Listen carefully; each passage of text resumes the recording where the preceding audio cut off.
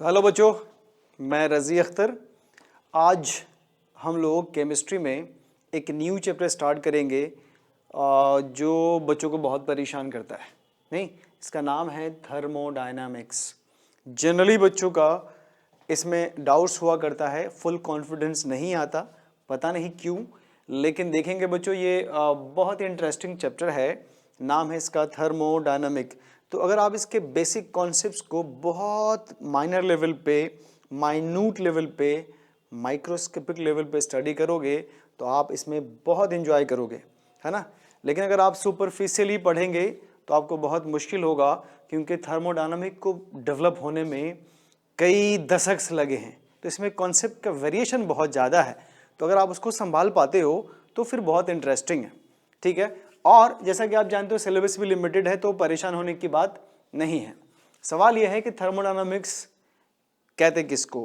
तो कहा गया कि ये केमिस्ट्री का वो ब्रांच है जिसमें हम लोग डिफरेंट फॉर्म ऑफ एनर्जी के अबाउट स्टडी करते हैं, और इन डिफरेंट फॉर्म को जो रिलेटिवली इंटर कन्वर्ट करते हैं क्वांटिटेटिवली, उसके बारे में भी आप स्टडी करोगे कि एक फॉर्म ऑफ एनर्जी को दूसरी फॉर्म ऑफ एनर्जी में आप कैसे कन्वर्ट करते हो।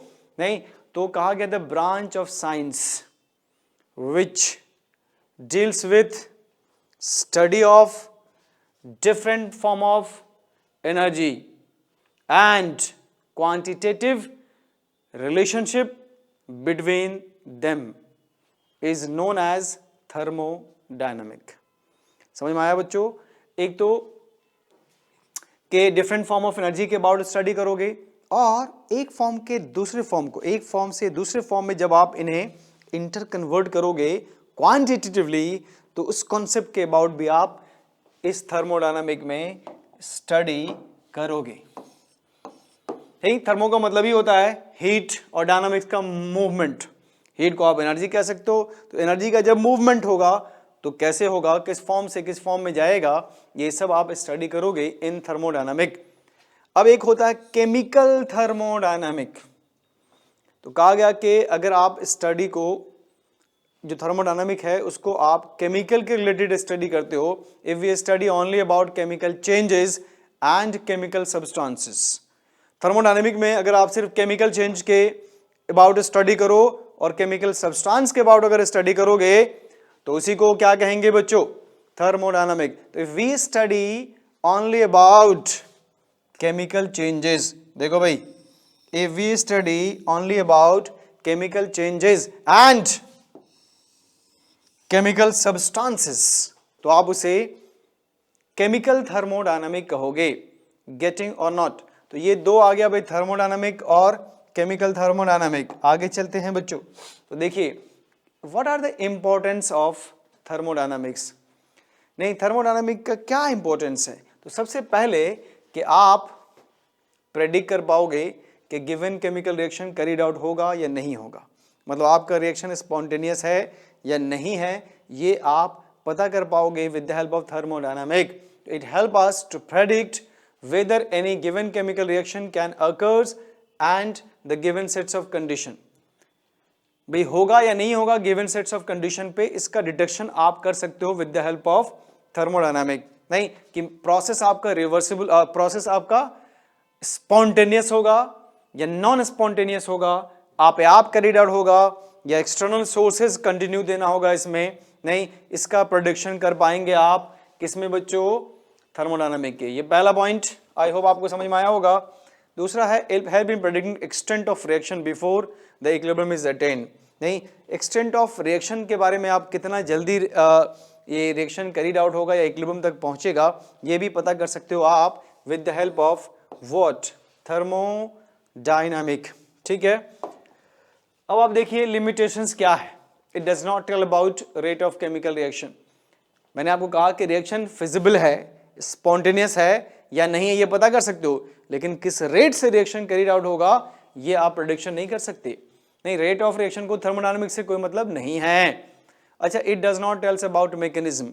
रिएक्शन कैसे हो रहा है, कितने स्टेप में हो रहा है, नहीं, इसके मैकेनिज्म के अबाउट भी आपको थर्मोडायनामिक कुछ नहीं बताएगा।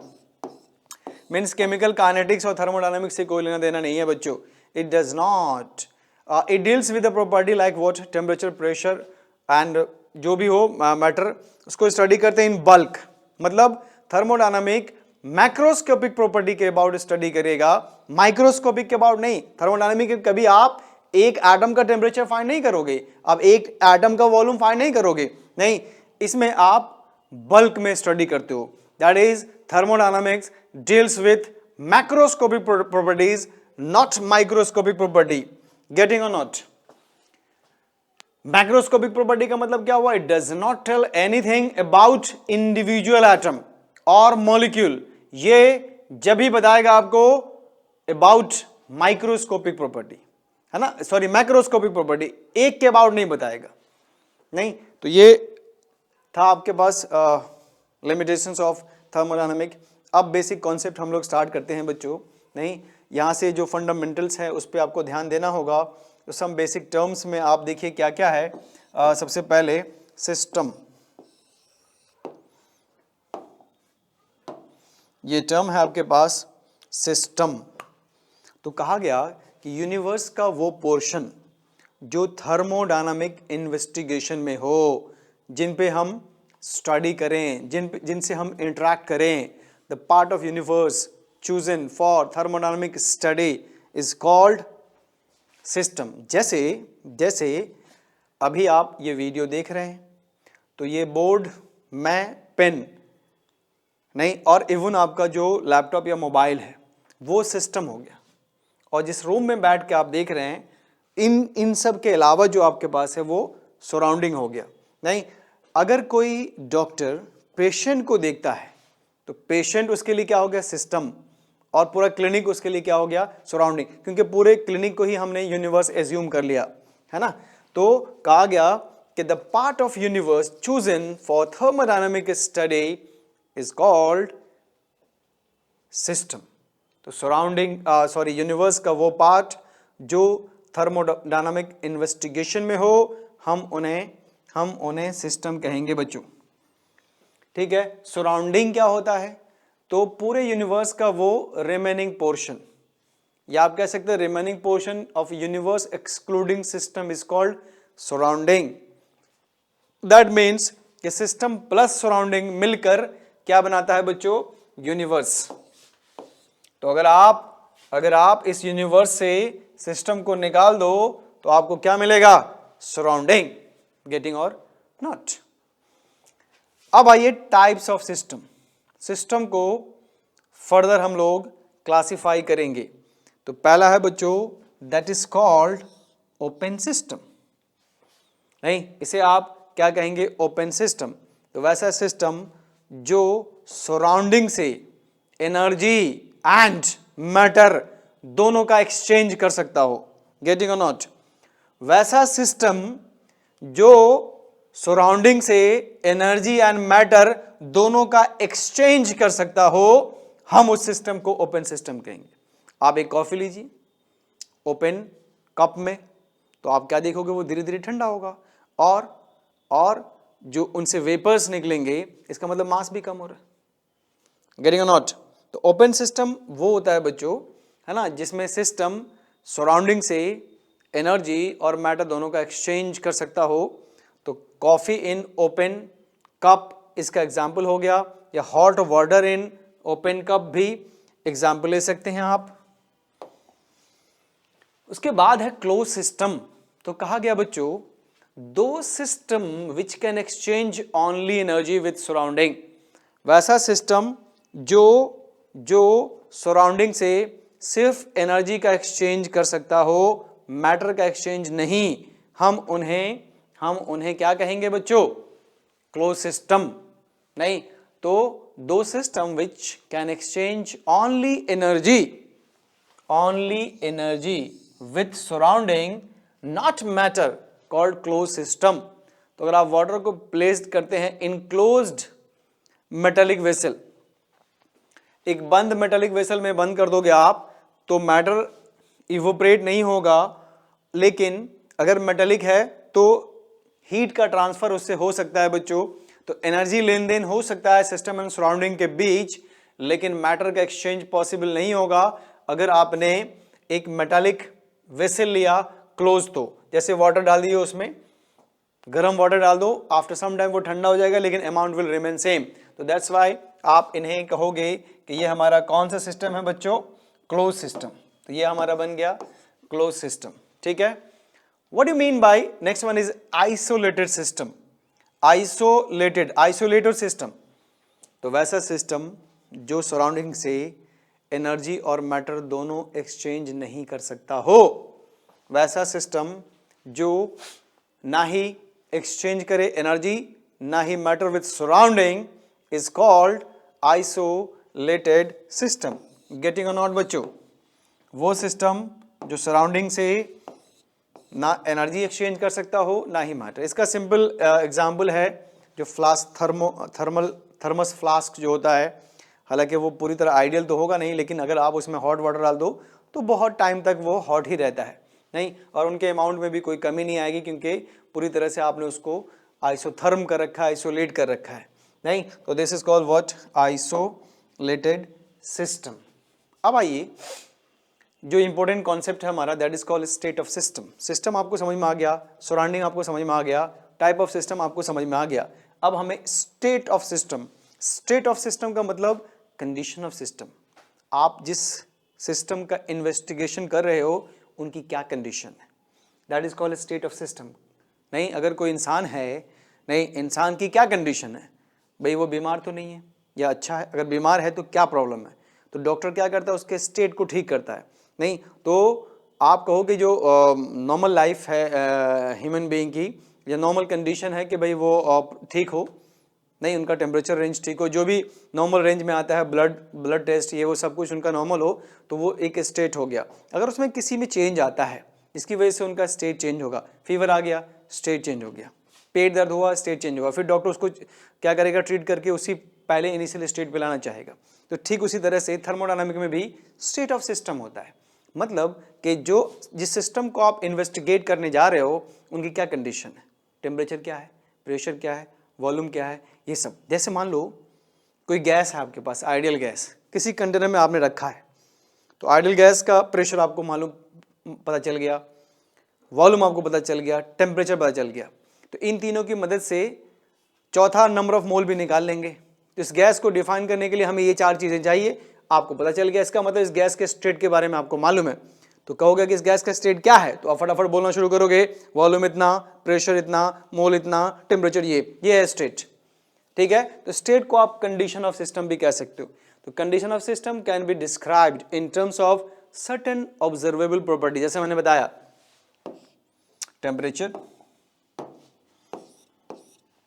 Pressure, volume, number of moles. तो अगर ये चारों चीजें मालूम है, तो अगर किसी कंटेनर में आपने गैस को फिल कर रखा है तो वो गैस आपका सिस्टम हो गया, उस सिस्टम के स्टेट के बारे में आपको जानकारी है। अगर आप उसके किसी एक को चेंज करेंगे तो नया स्टेट डेवलप होगा, तो वो स्टेट 2 होगा, दैट इज फाइनल स्टेट। नहीं आया? तो अब आप देखिए बच्चे, if any of these property of system changes the system is said to be in different state. अगर आपने प्रेशर चेंज कर दिया या टेम्परेचर चेंज कर दिया या वॉल्यूम चेंज कर दिया, नहीं, या मोल्स चेंज कर दिए, इसका मतलब ये हुआ कि जो स्टेट पहला इनिशियल था वो अब नहीं है, मतलब ये कि अब न्यू स्टेट आएगा, that is called final state या डिफरेंट स्टेट। जैसे देखिए एक गैस है, इसका टेम्परेचर, वॉल्यूम, प्रेशर और नंबर ऑफ मोल्स भी मालूम है, क्योंकि ये तीन मालूम है तो चौथा आप खुद ही निकाल लोगे। ये इसका इनिशियल स्टेट हो गया, अब हमने चेंज किया तो फाइनल स्टेट में टेम्परेचर T2, V2, P2 आ गया, तो ये इसका फाइनल स्टेट हो गया, ये स्टेट 2 कह सकते हो, ये स्टेट 1 है। नहीं, अगर आप कुछ भी चेंज नहीं करोगे तो स्टेट रिमेन सेम, ठीक है। तो स्टेट और कंडीशन के बारे में आपको पता चला। अब है स्टेट फंक्शन। ये सब ऐसे टर्म है जो आपको परेशान करने वाले हैं, लेकिन अगर आपको समझ में आ जाएगा तो फिर कोई दिक्कत नहीं होगा बच्चे, है ना। तो now we have state function. क्या होता है स्टेट फंक्शन? तो कहा गया कि physical quantity is said to be a state function if the change in its value during the process depends only initial and final state. State function का मतलब क्या है?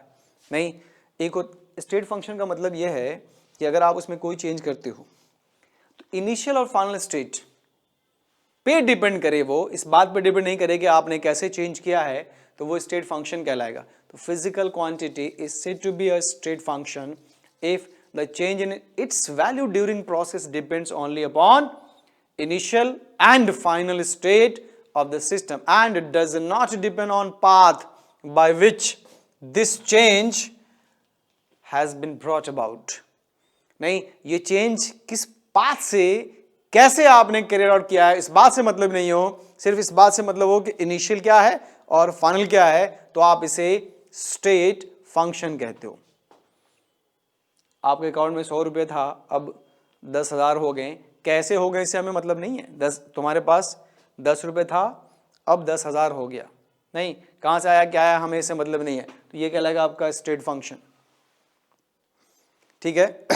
आप अर्थ सरफेस पे एनर्जी फाइंड करो, पोटेंशियल एनर्जी, और first floor पे चले जाओ, वहाँ एनर्जी फाइंड करो, तो इनिशियल इतना, फाइनल इतना। अब तुम कैसे गए फर्स्ट फ्लोर पे हमें इससे मतलब नहीं है, आप स्टेयर से गए, वॉल में इसमें छत में ड्रिल करके गए, नहीं, या फिर आप लिफ्ट से गए, इस बात से हमें मतलब नहीं है। हमें सिर्फ मतलब यह है कि इनिशियली आपका पोटेंशियल एनर्जी कितना था और फाइनल कितना है, कैसे गए हमें नहीं पता, तो वो स्टेट फंक्शन कहलाएगा। जो इनिशियल एंड फाइनल कंडीशन पे डिपेंड करे तो आप उसे स्टेट फंक्शन कहते हो। देखिए इसमें प्रेशर आता है, वॉल्यूम आता है, टेम्परेचर आता है, internal energy, enthalpy, change in entropy, gas free energy and number of moles, ये सब स्टेट फंक्शंस होते हैं बच्चों। गेटिंग और नॉट। उसके बाद आपको देखना है एक्सटेंसिव एंड इंटेंसिव प्रॉपर्टी। नहीं, तो ये स्कूल एग्जाम में भी आता है बच्चों और कॉम्पिटिटिव एग्जाम में भी, कि what you mean bye extensive and intensive property. Extensive property किसे कहते हो और इंटेंसिव प्रॉपर्टी किसे कहते हो। तो देखो बच्चों, कहा गया कि एक्सटेंसिव प्रॉपर्टी वो प्रॉपर्टी है जो क्वांटिटी और साइज पे डिपेंड करेगा। एक्सटेंसिव प्रॉपर्टी वो प्रॉपर्टी है जो अमाउंट ऑफ सब्सटेंस या साइज ऑफ सब्सटेंस पे डिपेंड करेगा, हम उन्हें एक्सटेंसिव प्रॉपर्टी कहते हैं। और ये एडिटिव इन नेचर होता है, मतलब इसको आप ऐड कर सकते हो, नहीं समझे। तो वैसी प्रॉपर्टी जो amount of substance, size of substance, quantity of substance पे डिपेंड करे, हम उन्हें एक्सटेंसिव प्रॉपर्टी कहेंगे और ये एडिटिव इन नेचर होगा। जैसे mass, volume, heat capacity, internal energy, ठीक है, and what, change in Gibbs free energy.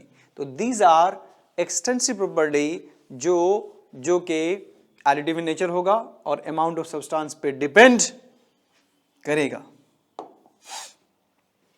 दूसरा आपके पास है बच्चों, this is called intensive property. और you mean by intensive property, तो कहा गया वैसी प्रॉपर्टी जो क्वांटिटी और साइज ऑफ मैटर पर डिपेंड नहीं करे, नहीं, हम उन्हें इंटेंसिव प्रॉपर्टी कहते हैं। नहीं, तो जो साइज एंड क्वांटिटी पे डिपेंड नहीं करे, हम उन्हें इंटेंसिव प्रॉपर्टी कहते हैं। जैसे इसका बेस्ट एग्जांपल आपके पास है बॉइलिंग पॉइंट ऑफ वाटर। तो आप 100 ml को बॉयल करो और जब बॉयल करे तो टेम्परेचर चेक कर लो, या आप 1 लीटर को बॉयल करें, जब बॉयल करे तो टेम्परेचर चेक करो, तो देखोगे दोनों में 100 आएगा। नहीं, तो बॉइलिंग पॉइंट इस बात पे डिपेंड नहीं करता कि आप कितने पानी को बॉयल कर रहे हो, नहीं, कितना अमाउंट आपने लिया है, वो सिर्फ बॉयल करोगे 100 पे बॉयल होगा, क्वांटिटी से कोई लेना देना नहीं, तो वो इंटेंसिव प्रॉपर्टी होगा। देखिए जैसे temperature, pressure, refractive index, surface tension, density, freezing point, boiling point, viscosity, these are intensive property. Still अगर आपको ये कॉन्सेप्ट समझ में नहीं आया, अभी भी अगर आपको कॉन्सेप्ट समझ में नहीं आया, तो देखो बच्चों एक सिंपल सा एग्जांपल देखते हैं हम लोग। जैसे मान लो ये क्यूब है, इस क्यूब को हमने क्या किया, इस क्यूब का टोटल वॉल्यूम मान लेते हैं V और टेम्परेचर मान लेते हैं T। अब आप क्या करो, इसको बीचों बीच बाइफरकेट करो, हाफ हाफ कर दो, यहां से एक बाउंड्री लगा दिया हमने। अगर मैं पूछूं कि आप इस पोर्शन का वॉल्यूम बताइए, तो आप बोलोगे V/2 और इस पोर्शन का वॉल्यूम बताइए तो अगेन V/2। दैट मीन्स कि तो डिपेंड कर रहा है साइज पे भाई, नहीं तो वॉल्यूम हो गया आपका एक्सटेंसिव प्रॉपर्टी। दैट मीन्स कि ये हो गया आपका extensive what properties, getting a not. जबकि टेम्परेचर में चेंज आएगा, कुछ नहीं आएगा। ये टेम्परेचर अभी भी T है, तो टेम्परेचर इस बात पर डिपेंड नहीं कर रहा कि साइज आप बढ़ा दीजिए या घटा दीजिए, टेम्परेचर रिमेन सेम। तो टेम्परेचर क्या आ गया बच्चे, ये हो गया आपका इंटेंसिव प्रॉपर्टीज। तो जो क्वांटिटी ऑफ सब्सटेंस पे डिपेंड करे, जो अमाउंट ऑफ सब्सटेंस पे डिपेंड करे, जो एडिटिव इन नेचर हो, आप उसे एक्सटेंसिव प्रॉपर्टी कहते हैं। जो क्वांटिटी ऑफ सब्सटेंस पे डिपेंड नहीं करे, डेंसिटी आप 100 ml में निकालो या 1 लीटर में निकालो सेम आएगा, ठीक है ना। टेम्परेचर आप 1 ml में निकालो या 100 ml में निकालो सेम आएगा। तो ये कहलाएगा आपका extensive and intensive property. I hope ये कॉन्सेप्ट क्लियर हो गया होगा बच्चों। हम लोग basic fundamentals of thermodynamic discuss कर रहे हैं। अब आइए नेक्स्ट जो डिस्कशन है that is called thermodynamic process. Thermodynamic process, what do you mean by thermodynamic process? तो कहा गया कि thermodynamic process is said to be occur when the system changes its state from initial to final. मान लीजिए ये आपके पास कोई gas है इनसाइड दिस कंटेनर, इसका प्रेशर P1 है, वॉल्यूम V1 है, टेम्परेचर T1 है, नंबर ऑफ मोल N1 है। अब आप इसको चेंज करते हो, किसको चेंज करते हो? किसी को भी चेंज करके इसका स्टेट बदल दो, तो आप pressure P2, volume V2, temperature T2 and N2 हो गया। तो ये कहलाएगा बच्चे स्टेट 1 और ये कहलाएगा स्टेट 2। अब स्टेट 1 से स्टेट 2 आप कैसे लेकर गए इसको, that is called process. State 1 को स्टेट 2 तक आप कैसे लेकर गए, that is called thermodynamic process. देखो बच्चे इसमें कुछ इंपॉर्टेंट टर्म्स है दैट वी विल डिस्कस। तो थर्मोडायनामिक प्रोसेस में सबसे पहला है isothermal process. Iso means same, thermal means heat temperature यहाँ पे। तो आइसोथर्मल प्रोसेस, तो कहा गया कि वो प्रोसेस जिसमें किसी सिस्टम को एक स्टेट से दूसरे स्टेट लेकर जाएं। ये देखिए जैसे ये सिस्टम है जिसका स्टेट 1 है बच्चों और ये स्टेट 2 है। अगर आपने टेम्परेचर को नहीं बदला, अगर आपने टेम्परेचर को चेंज नहीं किया, ये T1 है 25 डिग्री पे ये भी और 25 डिग्री पे ये भी है, इसका मतलब टेम्परेचर कांस्टेंट है, और फिर आप इसको यहां स्टेट 2 पर लेके गए, तो इसे कहते हैं आइसोथर्मल प्रोसेस।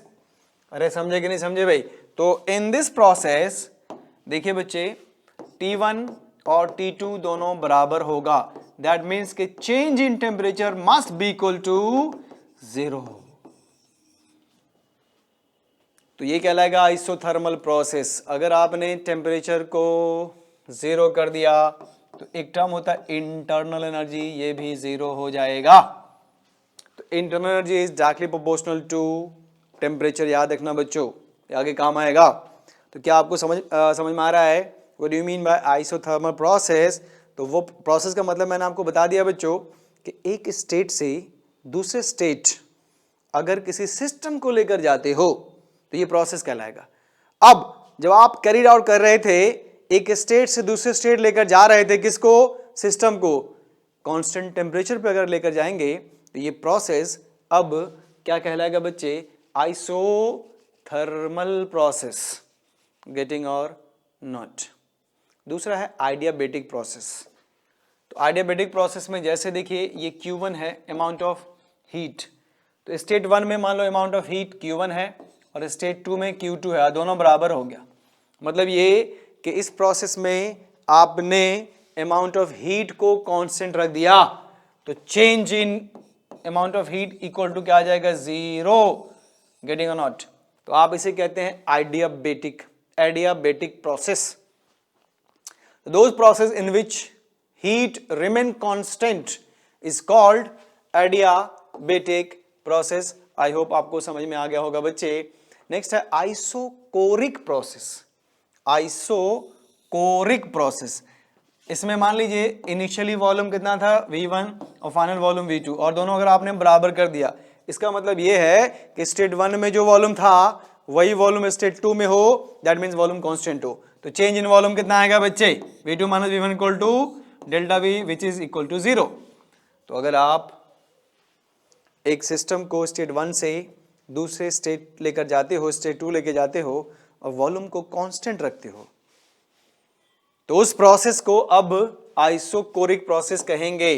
समझ में आया कि नहीं आया बच्चे? ठीक है। नेक्स्ट आपको पास है आइसोबैरिक प्रोसेस। आइसोबैरिक प्रोसेस तो वैसा प्रोसेस जिसमें प्रेशर रिमेन कांस्टेंट। तो P1 equal to P2, P1 is initial pressure और P2 फाइनल स्टेट के बाद जो प्रेशर है, तो दोनों अगर बराबर हो that means delta P equal to 0। तो आप इसे क्या कहोगे? तो आप इसे कहोगे बच्चों isobaric process, isothermal process, adiabatic process, isochoric process, isobaric process. Fifth one है साइक्लिक प्रोसेस। तो जिस मान लो ये स्टेट 1 है ना, अब आप गए स्टेट 2 पे, ये स्टेट 1 स्टेट 2 और फिर यहां से चले आए स्टेट 1 पे, तो नो डाउट आपका स्टेट चेंज हुआ और फिर वापस उसी पे आ गए, तो ये कहलाएगा साइक्लिक प्रोसेस। नहीं तो साइक्लिक प्रोसेस में सारे टर्म जीरो हो जाएंगे ना भाई, सारे टर्म का डिफरेंस क्या हो जाएगा जीरो, क्योंकि जिस स्टेज पे आप थे उसी पे लौट के आ गए। गेटिंग और नॉट बच्चों? जिस स्टेट पे पहले थे आप उसी स्टेट पे वापस आ गए, then it is called cyclic process. तो आप इसे साइक्लिक प्रोसेस कहोगे। तो आई होप आपको आइसोथर्मल प्रोसेस समझ में आ गया, adiabatic process, isochoric process, isobaric process and cyclic process. ठीक है। अब आइए नेक्स्ट है that is called reversible process. This is called reversible process. तो देखो बच्चों, आपके पास सिस्टम है, उस सिस्टम पे आप एक्सटर्नल मान लो प्रेशर लगाते हो, तो जब आप सिस्टम पे प्रेशर लगाओगे तो सिस्टम भी सराउंडिंग पे प्रेशर लगाएगा। नहीं आया समझ में? मान लीजिए कोई कंटेनर है और उस कंटेनर में हमने गैस फिल कर रखा है विद पिस्टन लगाकर, तो आपने उसके ऊपर प्रेशर लगाया। जब आप ऊपर से प्रेशर लगाएंगे पिस्टन पे, तो जो इनसाइड गैस है वो भी प्रेशर लगाएगा, इंटरनल प्रेशर उसको कहेंगे, और एक एक्सटर्नल प्रेशर।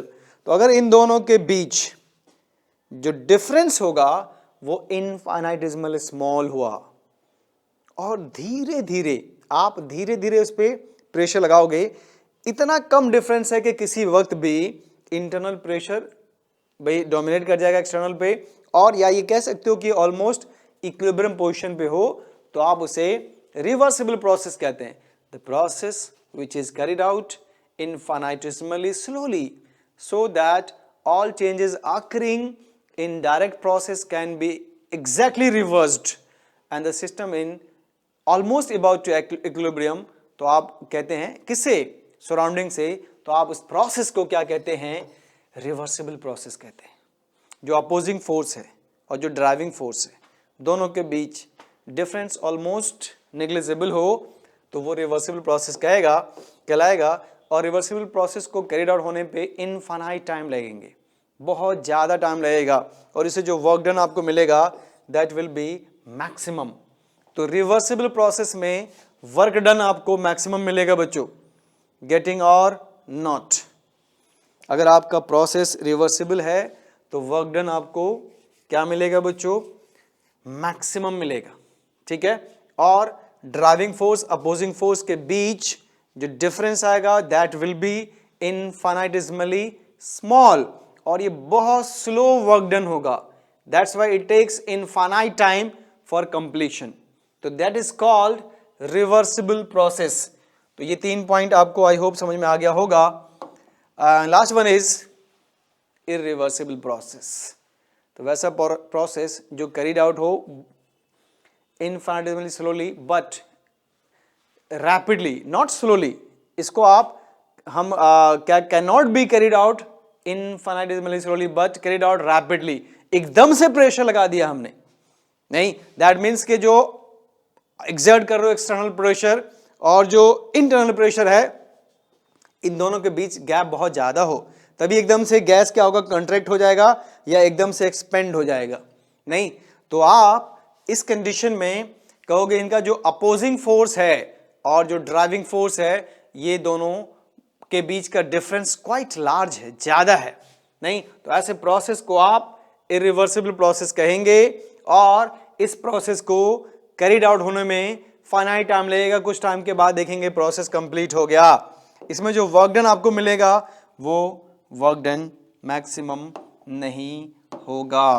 तो work done is not maximum in irreversible process. तो आई होप जो इंट्रोडक्टरी पार्ट था थर्मोडायनामिक स्टेट का आप लोगों को समवट समझ में आ गया होगा। इसमें बहुत ज़्यादा मुश्किल नहीं है, लेकिन जो टर्मिनोलॉजी है, जो टर्म्स हैं, वो आपका एकदम क्रिस्टल क्लियर होना चाहिए। समझ में आया कि नहीं आया भाई? नहीं, तो जैसे सिस्टम क्या होता है, अगर कोई पूछे कि सिस्टम क्या होता है तो आपके पास उसका एक इमेज बन जाएगा, अच्छा ये इसको सिस्टम कहेंगे, इसको सिस्टम कहेंगे। नहीं, फिर सराउंडिंग क्या होता है, ठीक है। तो मैंने आपको बताया बच्चों कि सिस्टम का मतलब होता है कि जिस पे आपका इन्वेस्टिगेशन हो। मान लीजिए आप लेबोरेटरी में काम कर रहे हैं, आपने एक बीकर लिया, उस बीकर में आपने केमिकल्स डाला रिएक्शन के लिए और आप ऐसे देख रहे हो, तो उस बीकर के इनसाइड जो कुछ हो रहा है वो आपका सिस्टम है। जो बीकर है वो एक बाउंड्री है जो सराउंडिंग को सेपरेट करता है। उसके अलावा जो पूरा लैब है, नहीं, वो आपका सराउंडिंग हो गया। तो आप इन्वेस्टिगेट लेबोरेटरी को नहीं कर रहे, आप उस बीकर के इनसाइड जो केमिकल है उसको इन्वेस्टिगेट कर रहे हो। तो उस बीकर के अंदर जो भी केमिकल्स आपने लिया है वो आपके लिए सिस्टम है, जो बीकर है वो आपका बाउंड्री है, और उसके अलावा जो पूरा बचा हुआ है वो आपका यूनिवर्स कहलाएगा, सराउंडिंग कहलाएगा, और दोनों को मिला देंगे तो यूनिवर्स कहलाएगा। ठीक है, फिर कहा गया ये बताइए कि सिस्टम कितने टाइप के होते हैं। तो सिस्टम को आपने कहा open system, close system, isolated system. Open system का मतलब ये हुआ कि सराउंडिंग से इनका एनर्जी एंड मैटर दोनों का एक्सचेंज हो सकता हो। नहीं, मैंने आपको एग्जांपल दिया कि एक कॉफ़ी लीजिए, किसमें, ओपन कप में, तो आप देखेंगे कि धीरे धीरे वो उनके जो वाटर वेपर है वो निकलेंगे और जो आपके पास कॉफ़ी है वो धीरे धीरे ठंडी होती जाएंगी। नहीं, दैट मीन्स कि ये एनर्जी और मैटर दोनों का एक्सचेंज कर रहा है सराउंडिंग से, दैट्स वाई इसको आप कहेंगे ओपन सिस्टम। क्लोज सिस्टम में करना क्या है कि जैसे मान लो उसी कप को ऊपर से एल्युमिनियम फॉयल लगा दो, लेकिन कप होना चाहिए आपका स्टील का बना होना चाहिए या कोई इसका बना होना चाहिए जो कंडक्टर हो, हीट कंडक्टर हो। तो आप देखेंगे धीरे धीरे वो ठंडा हो जाएगा, ठंडी हो जाएगी, लेकिन लेकिन लेकिन उनका अमाउंट रिमेन सेम। तो आप उसे कहते हैं कि ये हमारा कौन सा सिस्टम है भाई, क्लोज सिस्टम है। आइसोलेटेड सिस्टम में सिस्टम और सराउंडिंग के बीच एनर्जी और मैटर दोनों का एक्सचेंज नहीं होगा, तो आप उसे आइसोलेटेड सिस्टम कहेंगे। आप इसका एग्जांपल, आपके पास थर्मस है, नहीं, थर्मस में आप गर्म दूध रख दो, पानी रख दो, कॉफ़ी रख दो, that will remain hot after long time तक। ठीक है। फिर मैंने आपको बताया कि स्टेट ऑफ सिस्टम क्या होता है, स्टेट फंक्शन क्या होता है, नहीं, फिर प्रोसेस किसे कहते हैं, थर्मोडायनामिक प्रोसेस में कौन कौन से प्रोसेस है, किसको आप कांस्टेंट रखोगे तो कौन सा प्रोसेस आएगा। तो अगर आप इन सब पॉइंट को नहीं एक बार दो बार रिवाइज कर लीजिए, ठीक है, तो आगे जब हम स्टडी करेंगे तो आपको भी आसानी होगी और हमें भी आसानी होगी। ठीक है बच्चों, तो थर्मोडायनामिक को हम लोग माइक्रोस्कोपिक लेवल पे स्टडी करेंगे। आप डिस्परेटली पूरी वीडियो देखिए, ऐसा नहीं थोड़ा देखा फिर स्किप कर गए। वीडियो देखने का भी अपना ये है, और एक जगह रिस्ट्रिक्ट रहो। नहीं, अगर आप एक ही कॉन्सेप्ट को 50 जगह देखोगे तो आप कंफ्यूज हो जाओगे। नहीं, आप कंफ्यूज हो जाओगे, आपकी जो कैपेबिलिटी है ग्रास्प करने की वो कम होगी, एग्जाम की एफिशिएंसी में फर्क पड़ेगा। नहीं, एक साथ आपका ब्रेन बहुत कुछ सोचना शुरू कर देगा। भाई 10 लोगों की बातें, एक ही बात को 10 लोगों को देखोगे तो 10 तरह के ब्रेन रीड आउट करेगा, वो कंफ्यूज हो जाएगा। नहीं, तो बेस्ट तरीका ये है कि आप, जैसे हमने तो, अगर आप देखो यूट्यूब के वर्ल्ड में, यूट्यूब में किसी में भी देखो, कोई ऐसा आपको चैनल नहीं मिलेगा जो आपको A to Z प्रोवाइड कर रहा हो। आप देख लो, इस तरह से कोई भी चैनल जो फ्री हो, फ्री ऑफ कॉस्ट आपको पूरा A to Z, बल्कि हम आपको जो यहाँ पढ़ा रहे हैं वो क्लासरूम की तरह ही पढ़ा रहे हैं, एक भी पॉइंट हमने स्किप नहीं करा, सब कुछ आपको दे रहे हैं, ठीक है। हमारा पर्पस है कि एजुकेशन फैले, नहीं लोगों में तालीम आए, और तालीम सिर्फ एजुकेशन सिर्फ पैसे के बल पे नहीं हो, नहीं उनको भी मिले जिनके पास पैसे नहीं हैं, नहीं तो अगर आप लाइन टू लाइन देखें तो हमने जितने भी 11th या 12th के जितने भी चैप्टर्स बनाए वो एक सीक्वेंस में बनाए हैं, आपको दिक्कत नहीं होगी। तो अगर आप एक पे कांस्टेंट होकर प्रॉपर नोट बना लेते हैं तो आपको क्लासरूम की फीलिंग आएगी और फिर आप अच्छा कर पाओगे।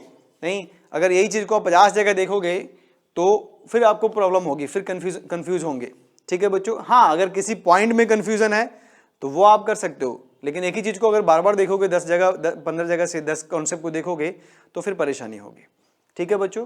तो आप पढ़ाई करिए, अपना ख्याल भी रखिए, बाय।